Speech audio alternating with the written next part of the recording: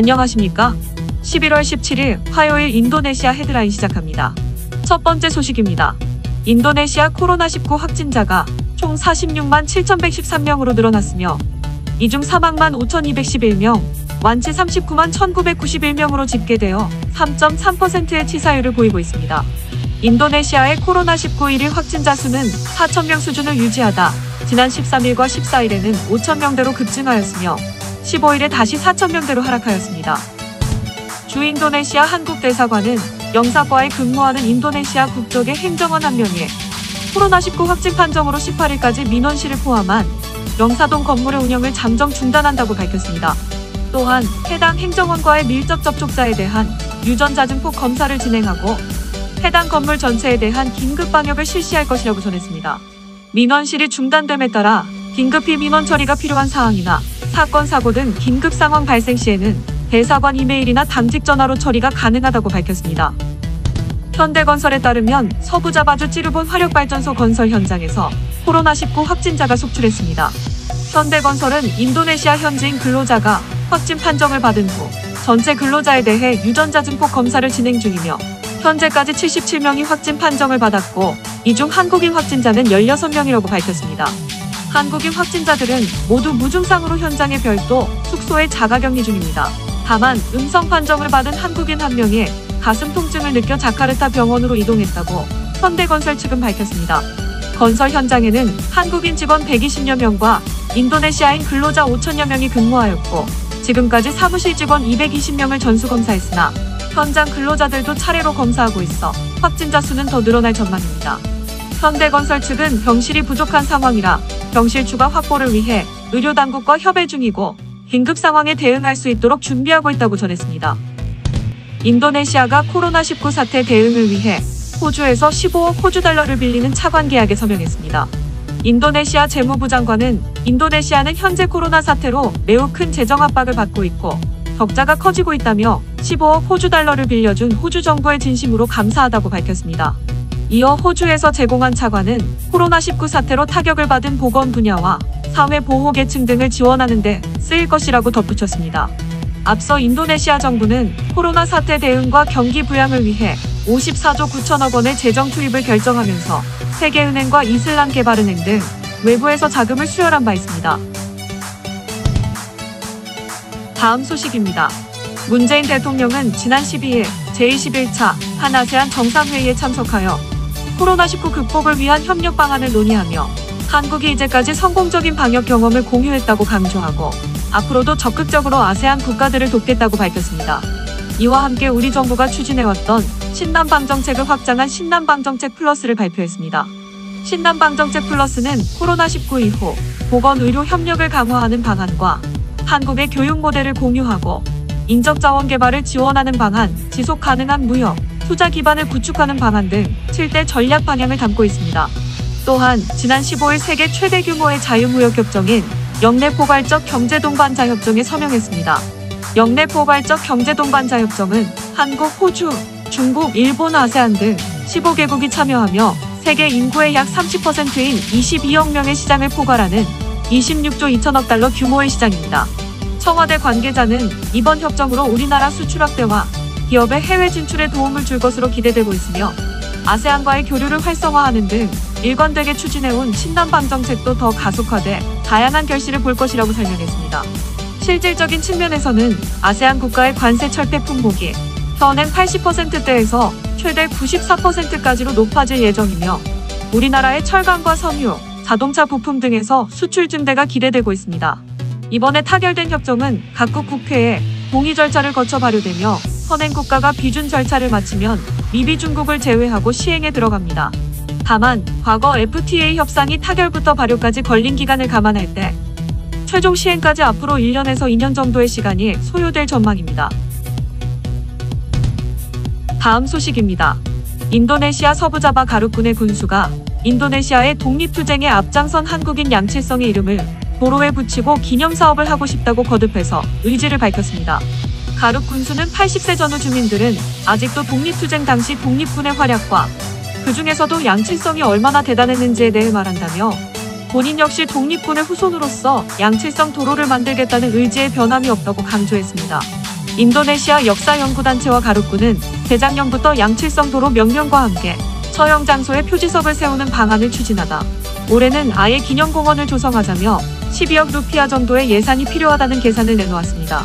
가루꾼은 기념사업에 한국 정부든 기업이든 민간인이든 함께 참여하길 기대하고 있습니다만 양칠성이 한국이 아닌 인도네시아의 독립영웅이고 친일 논란도 있어 해당 기념사업은 인도네시아인들이 주도적으로 추진해야 자연스럽다는 것이 한국 측 입장입니다. 인도네시아 독립영웅으로 알려진 양칠성은 일본군의 연합군 호로감 시원으로 1942년 인도네시아에 왔고 1945년 일본이 패전한 뒤에는 인도네시아 독립군에 합류해 현지 대원들에게 군사훈련을 시키고 반둥 시내의 무기고를 폭파시켜 네덜란드군에 큰 피해를 입힌 적도 있었습니다. 하지만 결국 네덜란드군에 생포되었고 1949년 8월에 네덜란드군에 의해 처형되었습니다. 이후 1975년에 외국인 독립영웅으로 추서돼 유해가 가롯 영웅묘지로 이장됐고 1995년 8월에서야 묘비의 일본명이 한글명으로 바뀌었습니다. 하지만 우리나라에서는 그가 항일투쟁을 한 것이 아니고 네덜란드군에 처형되기 직전 일본인들과 일억 만세를 외쳤다는 이야기가 알려져 그를 보는 시각이 곱지 않습니다. 하지만 일각에서는 독립을 뜻하는 모르데카를 외쳤다는 설도 전해져 양칠성의 마지막 순간은 불분명합니다. 다음 소식입니다. 강경 보수 무슬림 국회의원 22명이 국가 전체의 음주를 금지하자는 법안을 다시 추진하고 있습니다. 이들 의원들은 2015년 주류 금지 법안을 발의한 바 있으나 그동안 논의가 이루어지지는 않았습니다. 재추진되는 법안은 인도네시아에서 모든 형태의 주류 판매와 소비를 금지하고 술을 생산, 유통, 보관하다 적발되면 징역 2년에서 10년, 술을 마시다 적발되면 징역 3개월에서 2년에 처하도록 규정하고 있습니다. 해당 주류 금지 법안을 발의한 의원들은 올해 2월 해당 법안을 심의해달라고 국회에 요구했고 술을 마시지 말라는 이슬람 경전 구절을 인용하며 술의 위험으로부터 대중을 보호해야 한다고 주장했습니다. 전면 주류 금지 법안이 국회에서 논의되자 시민들 사이에 찬반 논쟁이 불붙었습니다. 인도네시아는 이슬람, 기독교, 힌두교, 불교 등 6개 종교의 자유를 보장합니다만 인구의 87%가 무슬림으로 이슬람의 영향이 크게 적용되는 국가입니다. 현재 인도네시아에서 유일하게 북부 수마트라, 아체추만 술을 금지하고 나머지 지역에서는 음주를 법으로 금지하지 않고 있습니다. 하지만 자카르타 수도권과 발리를 제외한 지방에서는 대형마트와 일부 식당에서만 술을 팔고 대다수가 술을 가까이 하지 않는 분위기입니다. 금주법안 반대론자들은 술을 금지하면 관광 경제에 타격이 엄청날 것이며 밀주 생산 등 부작용이 커질 것이라고 목소리를 내고 있습니다. 다음 소식입니다. 차량 호출 공유 서비스 업체인 그랩은 남부 자카르타의 중소형세 기업을 위한 디지털 기술 혁신의 거점이 되는 그랩 테크센터를 개설했다고 밝혔습니다.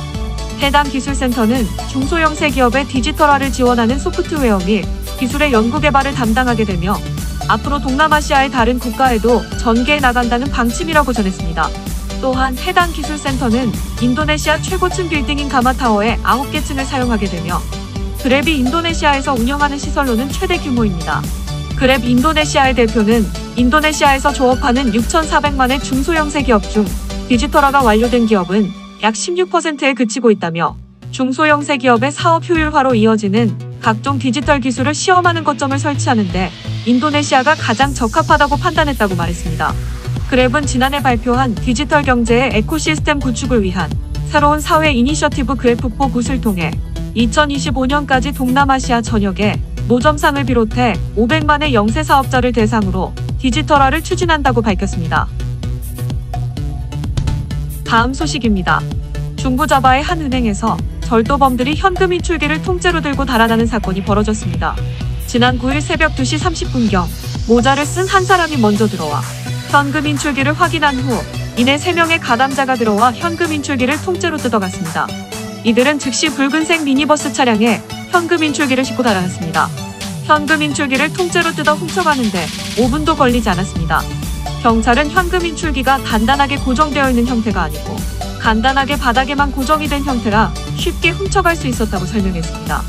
은행 측은 해당 현금 인출기에는 1억 7천만 루피아의 현금이 있었으며 도난보험에 가입되어 있었다고 밝혔습니다. 경찰은 CCTV 영상을 분석해 절도범들과 붉은색 미니버스 차량을 쫓고 있습니다. 다음 소식입니다. 치밀하게 꾸며낸 주한 인도네시아 대사관 이전 계획을 빌미로 한 투자 사기의 전말이 뒤늦게 알려졌습니다. 충북 청주시에 거주하는 피해자는 지난 2018년 화장품 사업을 하는 지인을 통해 소개받은 한국인 사업가 2명에게 8억대 투자 사기를 당했다며 이들을 지난해 12월 청주지검에 고소했습니다. 해당 고소장을 종합해보면 가해자는 피해자에게 정치권 일부에서만 알고 있는 듣기사항이라며 주한 인도네시아 대사관이 이전할 계획인데 그곳에 주상복합을 건설하면 수천억을 벌 수 있다며 접근했습니다.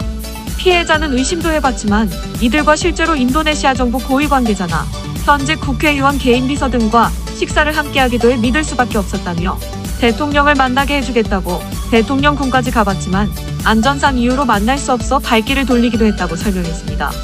피해자가 정리한 총 피해 금액은 업무협약 체결을 위한 계약금 5천만 원, 정치인 로비자금 약 3억 원 등 1년 2개월간 총 8억 5천여만 원에 달합니다.